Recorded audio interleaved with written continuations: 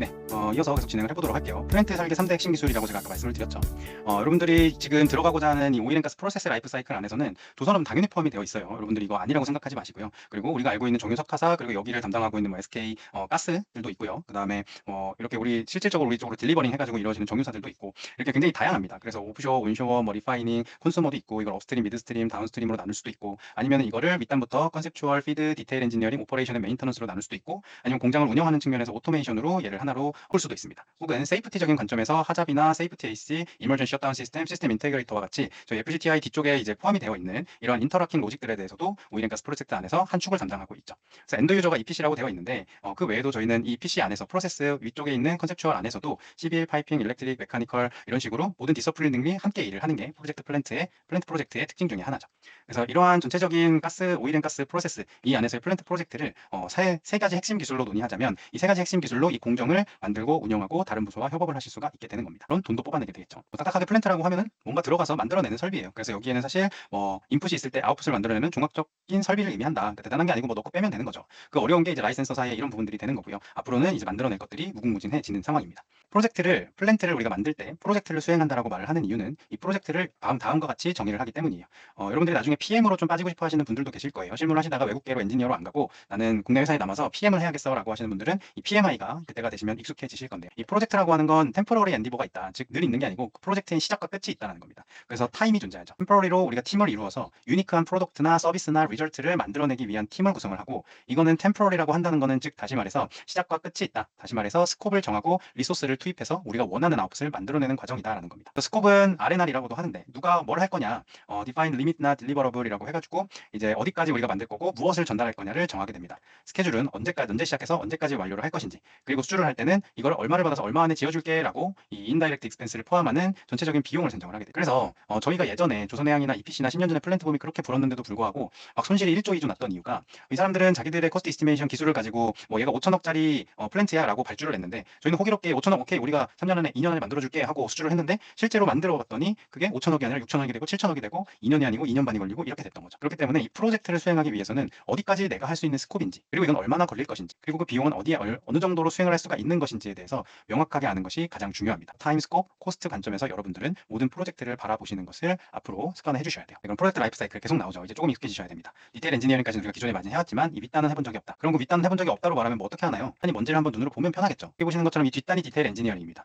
이번에는 이 윗단이 뭔가 자세하게 나오기 시작했네요. 여기에 디테일 엔지니어링으로 지기 위한 데이터 시트를 만드는 항목들이 있고요. 데이터 시트를 만들기 이전에는 이제 세부 사항으로 메카니컬적으로 기계를 열교환기를 우리가 최적화한다든지, 이 열교환기는 어디서 오나요? 저희가 PFD라고 하는 컨셉추얼 디자인을 하이시스를 이용해서 디자인을 하게 되면 나오는 공정 데이터를 기반으로 만들 수가 있는 거죠. 그리고 이 프로세스 시뮬레이션만 가지고는 비용을 만들어낼 수가 없습니다. 왜냐하면 이 프로세스의 PFD 안에는 파이프라인도 보이지 않고 뭐 PT 게이지도 보이지가 않고요. 스트럭처라든지 파운데이션, 파킹랏 등등 뭐 예비비, 총무비, 간접비 모든 비용이 보이지 않는 이 프로세스 엔지니어링을 통한 PFD의 데이터는 이 코스트 이스티메이션이라는 곳으로 전달이 돼서 견적화해야 되는 시뮬레이션을 사용하실 수가 있어요. 그래서 이 코스트 이스티메이션을 사용을 하시면 이 PFD를 얼마짜리 공장으로 만들면 되는지를 뽑아줍니다. 이 컨셉추얼 3D 레이아웃은 국내에는 아마 내년 상반기부터는 교육이 시작이 되면서 사람들이 배우기 시작할 걸로 예상이 되는데, 현재는 3D CAD, 오토캐드 파일로 얘를 다 일일이 그리고 있어요. 사람이 수작업으로. 이거 다 AI를 이용해서 자동 루틴을 그릴 수가 있게 됩니다. 그래서 이러한 일련의 과정이 우리는 할 줄 몰랐던 영역이지만 할 수 있어도 할 수가 없었죠. 라이센서를 이걸 가지고 있었으니까요. 그래서 이 라이센서를 우리가 개발하는 것부터 그걸 비용화하는 거, 실제로 짓기 위해서 3D 레이아웃을 그려보고 이퀴먼트 데이터 시트까지 만들어낼 수 있다면 굉장히 좋겠죠. 근데 이거보다 더 윗단에 있는 피저빌리티의 릴라이빌리티 스터디는 정말 여긴 저도 아직 어두운 영역 중에 하나예요. 시뮬레이션, 레이아웃, 코스트, 스케줄 이러한 것들을 통해서 PFD, PNID 이런 3D 레이아웃이 점차적으로 만들어지게 된다. 그래서 눈으로 한번 봐볼까요? 여러 가지 시나리오를 돌리는 피저빌리티 스터디. 여러분들 BFD라고는 들어보셨죠? 블록 플로우 다이어그램. PFD도 아니고 블록 플로우 다이어그램? 훨씬 더 앞에. PFD는 여기 안에 보이는 하나의 초록색 안에 들어가 있는 게 PFD입니다. 즉 다시 말해서 광고에서 어떠한 에너지가 올라오는데, 어떠한 에너지가 뭐 유체라고 하면 되겠죠. 뭐 오일 앤 가스가 섞여 있는 멀티페이즈 유체일 수도 있고 뭐 가스상일 수도 있고, 그게 들어왔을 때 어떠한 처리들을 거쳐서 뭐 애시드 가스 공정, CO2 공정, 디하이드레이션 공정, 설퍼 공정, 1차적으로 세퍼레이션 공정, 여기서는 뭐 액화 공정 통해서 압축해가지고 우리가 원하는 걸 보낼 때 애시드 공정 하나의 PFD 나오고요. 여기에 뭐 카본 캡처 공정 하나 CFD 나오고요. 디하이드레이션 하나 CFD 나오고요. CFD가 아니고 PFD요. 프로세스 플로우 다이어그램이 나옵니다. 근데 그것보다도 더 윗단에서는 그 전체, 그러니까 광고 개발부터 저기 우리가 컨슈머까지 갈 때는 모든 사이클에서 얼마나 공장을 지어야 되고 그 시설은 몇 개가 필요하고, 이러한 시나리오를 다 만들어서 리스크를 테이킹하기 위한 여러 가지 케이스 스터디를 수행하는 단계라고 보시면 됩니다. 정말 저 윗단까지 한번 가서 저도 경험해보고 싶은 것 중에 하나인데, 실제로 어떻게 돌아가냐면요. 한번 봐볼게요. 이런 식으로 서플라이, 세퍼레이션, 디에터나이저, 컴프레션, 파이프라인, 리퀴펙션 이런 식으로 전체적인 블록을 구조화합니다.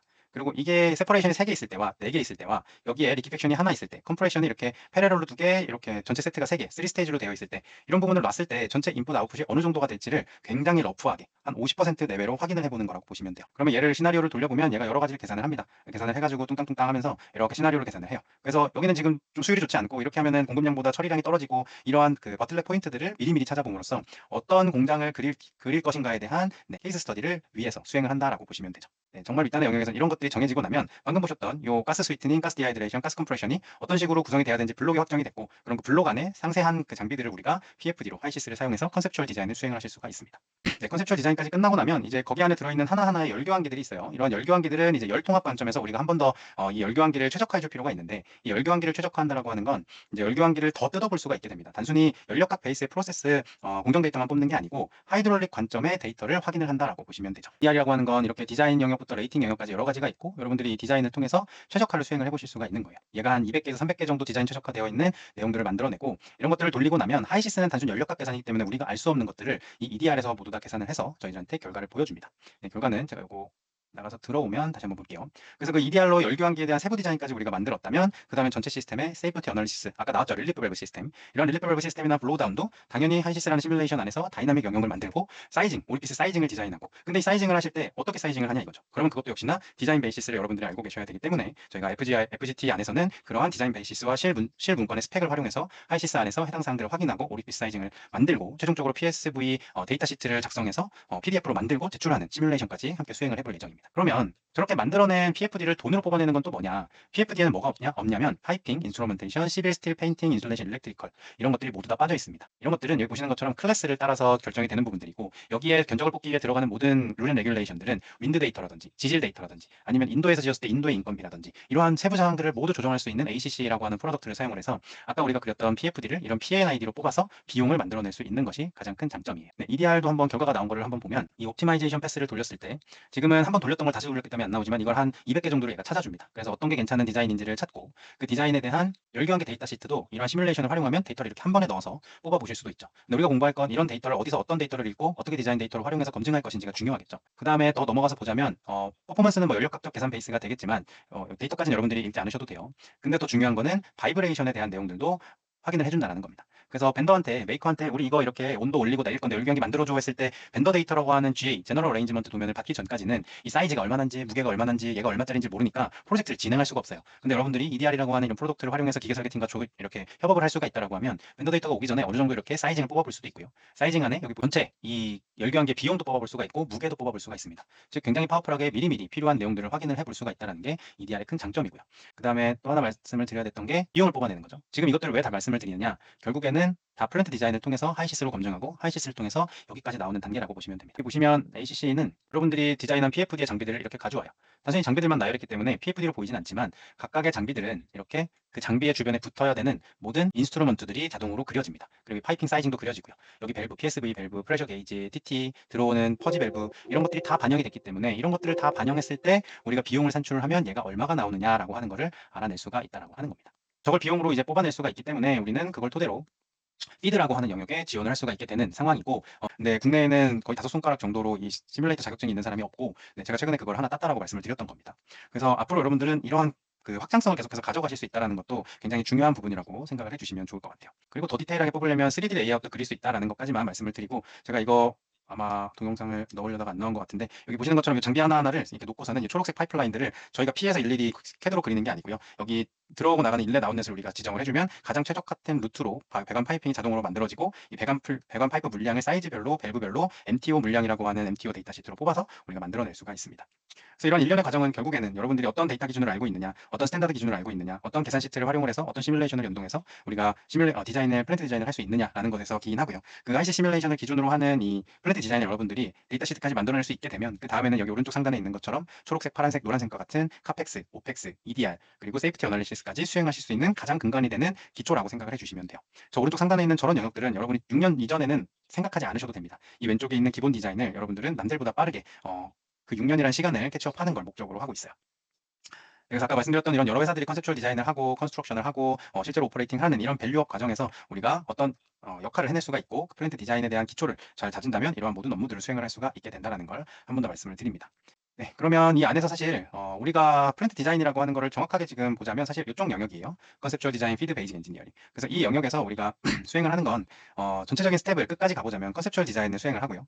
그다음에 디자인 페이지가 있겠죠. 보시는 것처럼 베이직, 피드 디자인을 수행을 한다. 디테일 엔지니어링으로 넘겨주기 위한 주요 정보들을 서머리를 하고요. 그다음에 디테일 엔지니어링에서 컨스트럭션을 수행하기 위한 상세 설계도를 만들면서 컨스트럭션을 진행을 하고 모든 게 만들어져 가면 이제 시스템별로 완성이 됩니다. 현장에 가보시면 이제 어떤 유틸 엔터 라인이 먼저 완성이 될 수도 있고 쿨링 워터 라인이 먼저 완성이 될 수도 있고 그 파이프라인이 완성이 되는 순으로 먼저 이퀴먼트를 배치하고 그다음에 파이프라인을 연결하고 거기에 센싱들을 붙이기 때문에 당연히 파이프라인이 시스템에 다 연결이 됐다라고 하면은 커미셔닝을 수행을 할 수가 있게 됩니다. 그래서 여러분들은 이런 커미셔닝 엔지니어로서도 일을 하실 수가 있고 왜냐하면 프로세스 엔지니어가 커미셔닝 프로시저를 작성을 하는 경우가 상당히 많아요. 네, 그러면 이제 플랜트를 스타트업해서 우리가 만들어 놓은 컨트롤 제어 루프에 의해서 뭐 탱크의 레벨이 잘 조절이 되고 있는지, 스팀 밸브가 열리고 닫히면서 우리가 내보내주는 온도가 잘 유지가 되고 있는지 등을 여러분들께서 확인을 해보시고 실제 공장에서는 트러블 슈팅을 하시면서 오퍼레이팅의 영역에서는 문제를 찾고 최적화를 하고 문제를 해결하는 과정에서 여러분들의 시뮬레이션 역량을 사용을 해보실 수가 있을 것 같습니다. 그래서 딱 요 영역이에요. 더도 덜도 말고 딱 요 영역을 우리가 이 처음부터 요 끝까지 한번 수행을 해본다라고 생각을 해주시면 좋을 것 같습니다.